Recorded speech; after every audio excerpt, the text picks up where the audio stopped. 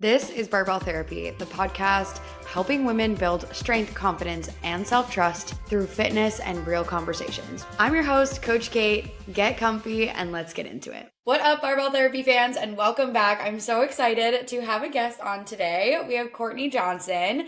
She is an online health and fitness coach, and we are going to talk all the things, PCOS, being able to live inside of your body without restriction. She's got so much good insight information for us. So I'm just going to let Courtney introduce herself. Hello. Nice to meet all of you guys. I am actually, fun fact, I'm from Virginia, and we realized that we're both from Virginia like 2 days ago. So that's cool. I've been in this space for about a decade. I'm a school psychologist still during the day. And I started my career about 10 years ago. And at the same time realized that I needed something for myself as far as wellness and to be more consistent. And that's what kind of led me to going into getting my personal training license and more so doing it too for my own accountability.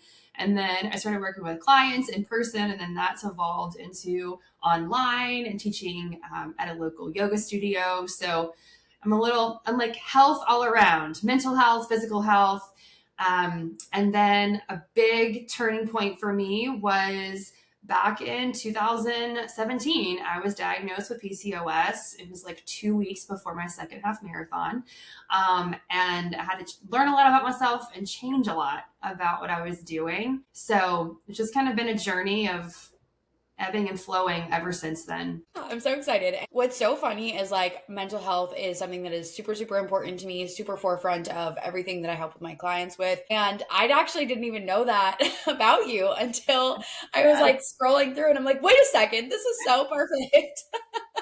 Yes. Because I resonated so much. You had a post about going on a cruise and having PCOS and not living with restriction, being able to drink alcohol or eat foods that you like, but doing that mindfully. So then that way your symptoms didn't flare up, because you get a choice, right?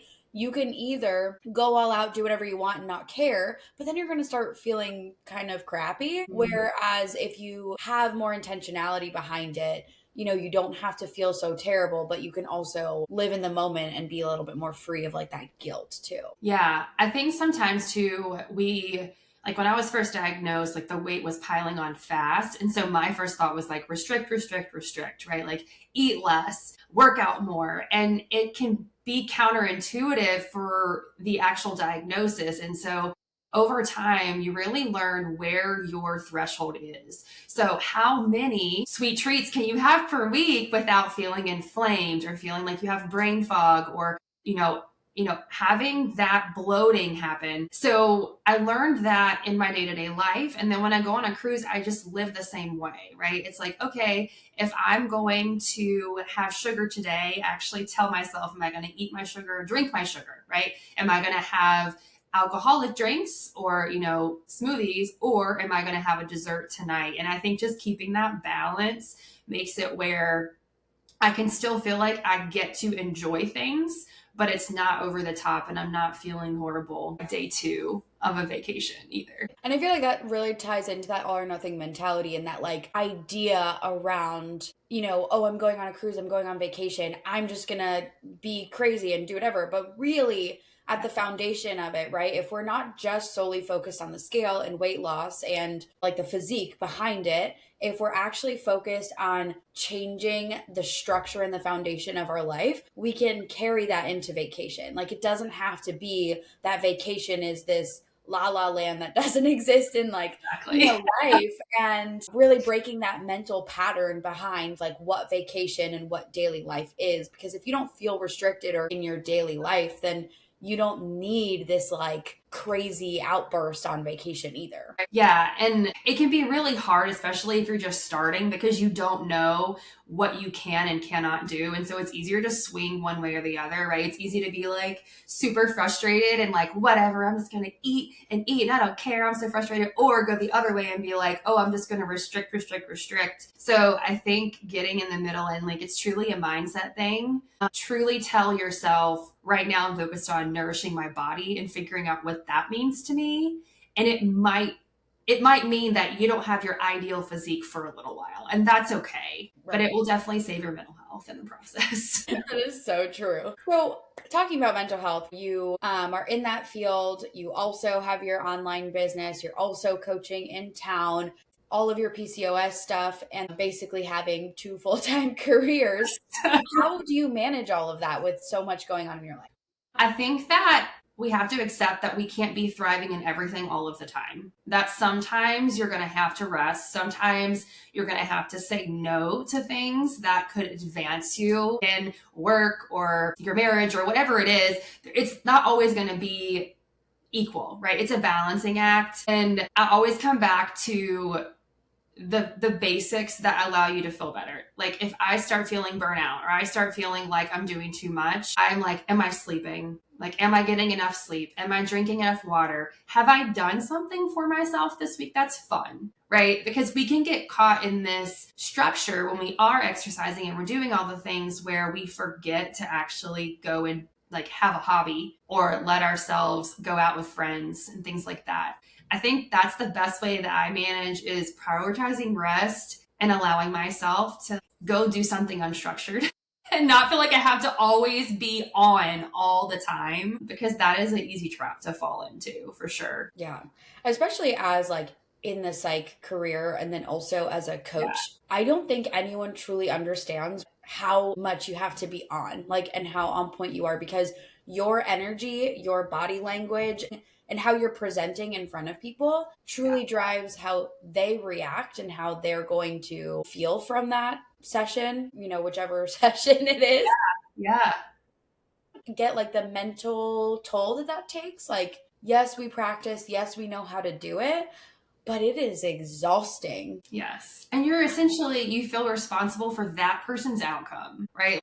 We're enhancing people's livelihoods, right? And in school, like when I'm working in schools, like this is a child's education. This is a child's future. And, you want to make sure that you're present and you're on and your brain's firing, for hours and hours and hours. So it can definitely be draining if you don't kind of attend to what you personally need to. Yeah. Yeah. And active listening. Like those things that's also a skill. Like you have to not only just actively listen to people, but then you also have to take that information and be like, okay, what do I do with it?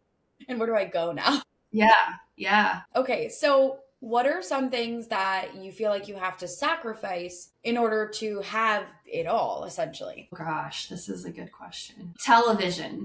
I mean, truly. So my husband and I have this joke that when he leaves, go out of town, like if he's gone for like a few days, he'll be like, how many times have you turned on the TV? Because honestly, I don't watch television. I love Netflix. I love a good series. I do. But like, I just don't binge television. I just don't do it. So I save hours of time with that. I'm really strict about scrolling on my phone at night.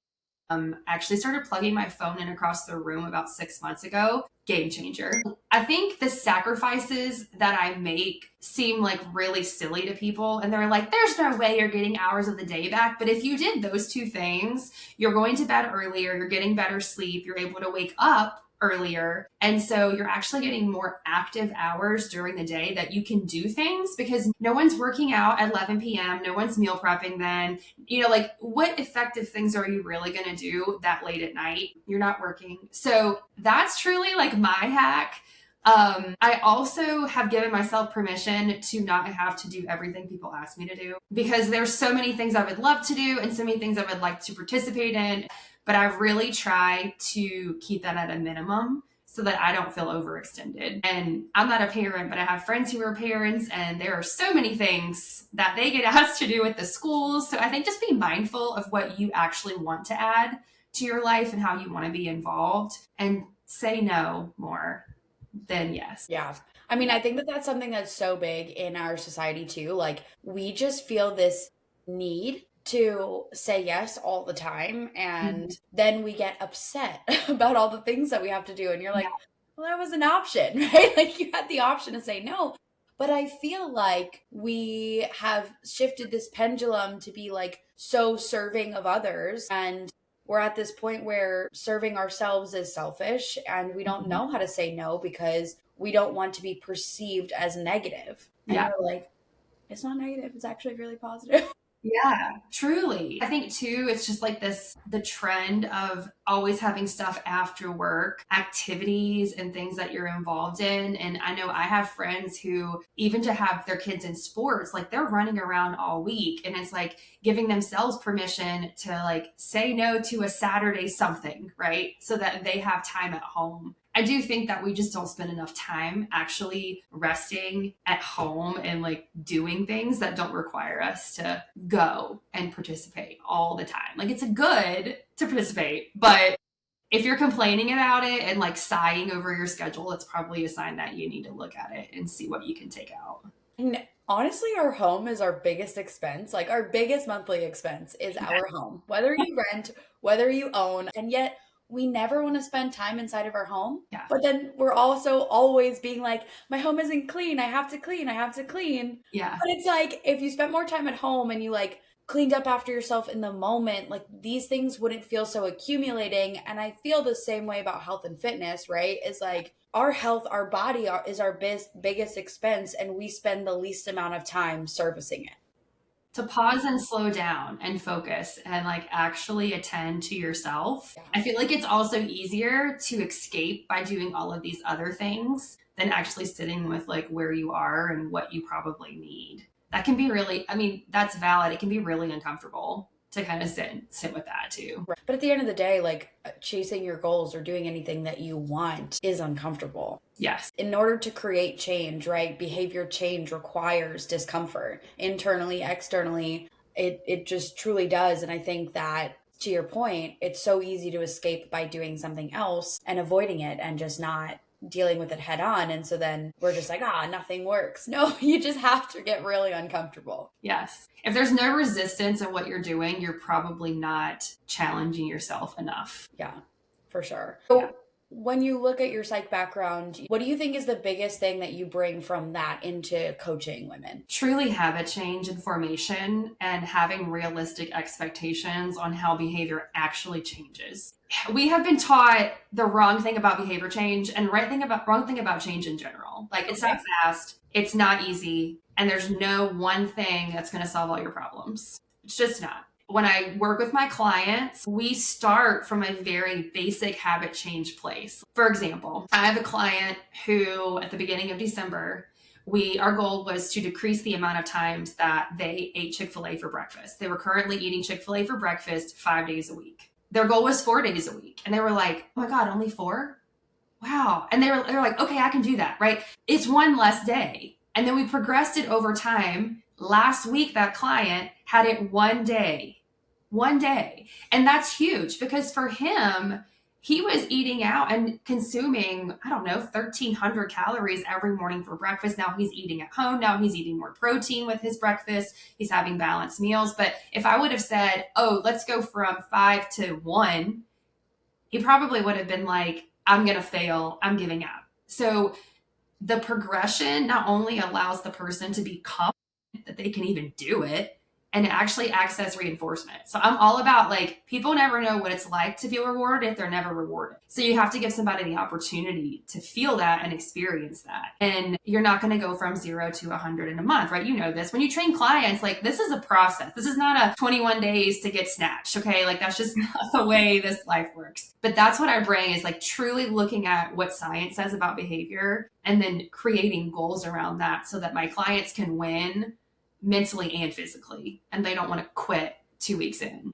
We're very parallel in that. Like I do a full 2-week audit. Like you don't change not anything, and we figure out where are you at. And then from there, we go very slowly. Like, yes, do I want my clients drinking a lot more water than they currently are? For sure. But I have clients that started at 40 ounces of water a day. So now we're at, 60, 80. I have clients that started at 70. So now we're at, 90 to 100. And then same thing with steps. I've had clients that are getting 3,000 steps a day. If you're getting 3,000 steps a day, I am not going to tell you you need to get 10,000. That's really hard. And then even, looking at your actual lifestyle, I have a client who commutes over an hour to and from work. So that's 2+ hours in a car.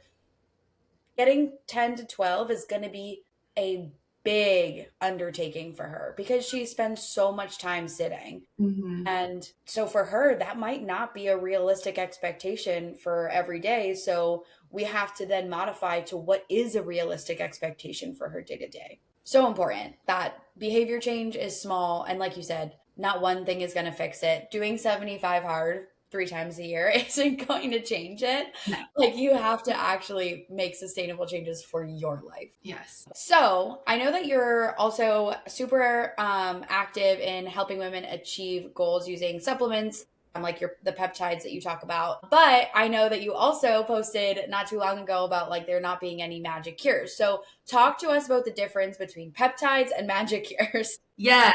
I could do a whole podcast on this one. Gosh. So let's just talk with the basics, right? There are basic habits that support your well-being. You can have a healthier life by the food that you eat, the way that you move your body, and the way that you speak to yourself. Those are your foundations. I firmly believe that if your foundations are not in place, adding in supplements, adding in peptides and things like that are not going to be as effective for you. They are support systems, right? So when you think about the basis for your life, you want your body to be functioning well. You want to be drinking water. That's how you get results. And then when you add in things like peptides, natural peptides, I'm not going to talk about other peptides on here because I'm not a doctor. Those are supporting your body's way to have longevity. It's making things enhance and work better. You're going to be able to recover faster because you have those and because you're getting enough sleep at night, right? And because you're drinking enough water. I personally have seen people who try to do it backwards. I've seen people who just want to take a peptide and have it make them lose 50 pounds. And that doesn't happen. That's not how that works with natural peptides. They have to go together. It's also why you'll see people who are very athletic, who have been doing CrossFit, high rocks, things like that, add these in and immediately see results as far as like inflammation because they already have a great foundation in place. And I think that's why we're seeing this big cognitive dissonance confusion situation happening because we're seeing all these transformations and sometimes we see them without the background. So if you want supplements, whether that's creatine, whether that's vitamin D, right? Whatever it is to work for you, I really encourage you to focus on being the healthiest version of yourself first and moving in that direction before you add anything else in to your life. And I'm sure, Kate, you see this a lot too, is like you can come in with all of these supplements, but like a lot of things you're going to get from your food. So you don't want to over supplement either, and because that can be even more detrimental for your health. Yeah, absolutely. And so, I mean, to that point, right? If somebody comes to you and is like, Courtney, I am not losing weight. I don't know what's going on. And you analyze them and they don't really get a lot of activity. Their workouts are super inconsistent.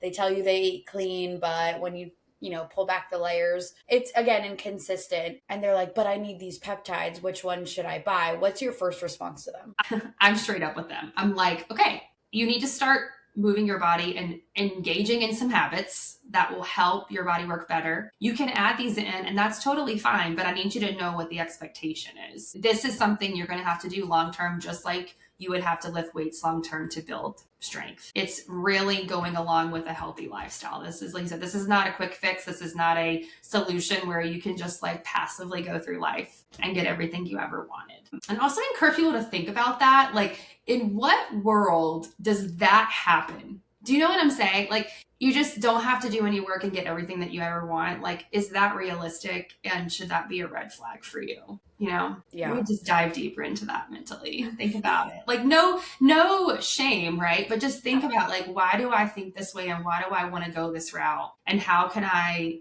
like begin to change that thought pattern for myself too? Something I've been thinking about recently that might seem more tangible.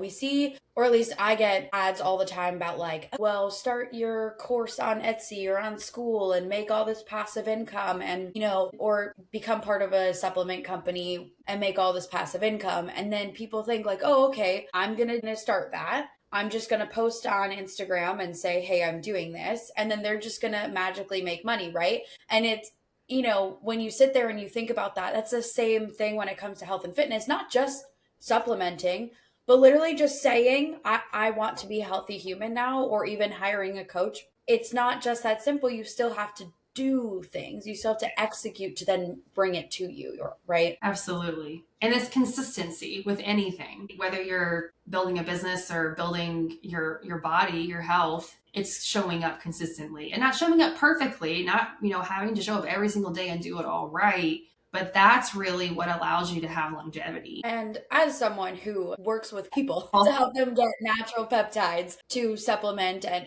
help along their journey, like one thing I also want to note is that you're not someone who's just going to be like, yeah, like just whatever, so that you can make more money. You genuinely want to have an impact. There's intentionality behind it, which is so important. And again, that translates to your health and fitness too. Like you have to have intentionality behind what you're doing and how you're going to achieve it in order for it to be successful. Because if you are somebody that's just like trying to dole it out, like you're not going to get the same transformation and results to be able to then truly make an impact, right? Yeah, I agree. I think too, it really comes down to being honest with people, because the thing is, not everybody knows. Like people truly just don't have that education and can easily think one way because of how it's marketed. And then they go into it and it's just like another failure for them. And so I think it's really important to be mindful of that when we endorse anything, right? Is that just being honest, like you do with your clients and saying like, when you onboard a client, you're not like, okay, in 20 days, we're going to achieve all of your goals. Like, no, I'm like, in 6 months, we're going to get there, And I think that that's just so important to remember. Be realistic with people so that number one, they know how long they should even be using what they're doing or on a program. Number two, so they don't feel like it's them. Like, oh, it's just me. I failed. My body's messed up, especially if they're already struggling with health stuff. It can be really defeating if they experience yet another time when they feel like they can't get what everybody else gets, kind of thing. Absolutely. And I think that's where having a coach and like really truly sets the tone, because it helps you with that realistic expectation of like, hey, this is what's really going to happen. So every time you spiral, you're not like alone and feeling like, oh my gosh, there's something wrong with me, etc. You have somebody as your sounding board to be like, no, remember, this is where we're at. It just feels better. And then, they can zoom out and bring you back to reality and show you all the good things that you've done this far, rather than the one mistake or one little thing that didn't go right. If you were to look back on your journey and like your day one, what is the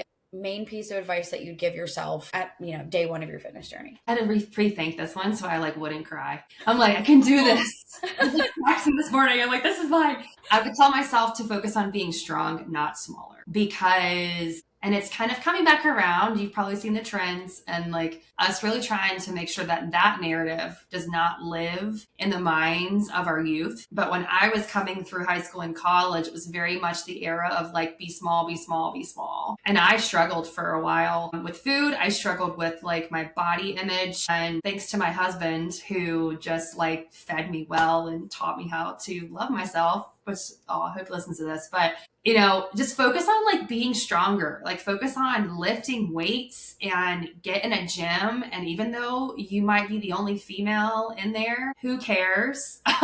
Just go and do your best and tell yourself that it's okay for your body to change as you age. It's going to change. Okay. Your hormones are going to change. Life's going to happen, but know that being more and taking up more space is okay. You don't have to fit whatever the trend or the culture is right now. Love that. Thank you for being so vulnerable with us, because it's so true. It's so true. Like, and especially, millennials, I'd say right now are truly fighting back against that. Like, I need to be smaller because, J14 magazine and whatever, People magazine and all of those things that we grew up with, they're less prevalent physically now. But the narrative in the past, that were where we would get our news or our media, was walking into a CVS and seeing all of these things. And there was such a push on sexuality and attractiveness being tied to how we looked and how small we were. And then in addition to that, your physical appearance being what made up, the most of who you were. And now we all have to really battle internally with all of that. And, just making sure that we still continue to push for women being healthy, strong, so then that way they can live a long, healthy life, with kids if they want to, with dogs if they want that, cats, doesn't matter. But Yeah. I do love the whole, I feel like millennials are like on a mission, which I really appreciate because we like saw it, right? We're like, absolutely not, that's not happening again. Yeah. So like seeing people speak out, even people with really large followings, like actually speak on this has been so lovely. I'm like, oh, this is so great. Because it's like, this is where people get their information now. Like this is where the high school students are. They're scrolling Instagram, they're scrolling TikTok. They're looking to see who's popular, who has the most followers. Oh, I should look like them because they're popular. They're an influencer. And I just think that the more people that can like take a stand on this and like educate, the more people like us who are out there showing that it's okay to nourish yourself and not look like everyone else will make a big difference for kids. It really will. One thing that I notice as a cheer coach, we were talking about this. So I coach cheer, and I have kids as young as 7 and as old as 18 right now. And one thing that I notice is I very seldomly hear much about body image. Like they're not saying it about themselves. They're not saying it about their peers. Good. Of course, there are a couple comments here, but every single time, like I look at them and I make some comment like, we don't say that. And they know very well, like Coach K does not listen to these things. Not because I want them to feel bad, but because I'm like, no, you don't talk about yourself like that. We just don't, that's not true. We don't do that. And they are so funny. They're always like, Coach Kate, like, how do we get strong like you? How do we, have a butt like you? And I'm like, you know what you have to do? You have to eat. Lots of carbs, okay? All the eating. And it's just so funny. And like, I'm just so glad that we can have these conversations with these kids to make sure that they don't deal with the same things that we dealt with and are dealing with. Yes. So important. This is going to air at the beginning of the year.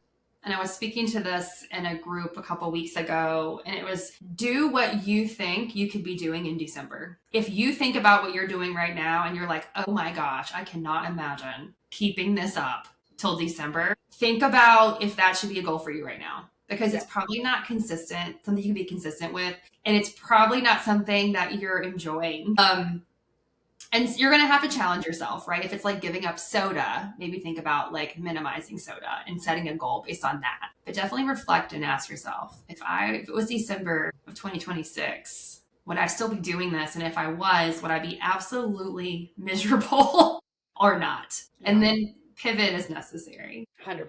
I mean, discomfort, like we talked about, to make changes, you do have to go through the discomfort. Yes, it is going to be hard, but if it's completely unsustainable, like you are crying or breaking down at the end of the day or the week because of how tired you are or how miserable you are over what you're doing, then like it's time to reevaluate, because it doesn't need to be that way, right? Like you don't need to work out the same amount as somebody online or get the same amount of steps or whatever. If your plan needs to look different, that's totally fine. It's just a matter of setting expectations, understanding what your goals are, and doing what's within your capacity in your individual life to get there. For sure. Exactly. I love that. Cool. Okay, well, this has been an awesome conversation. Thank you so much for coming on the podcast. I'm going to drop your Instagram and everything below, but go ahead and tell us where we can find you, what you're doing, and anything else that you want us to know.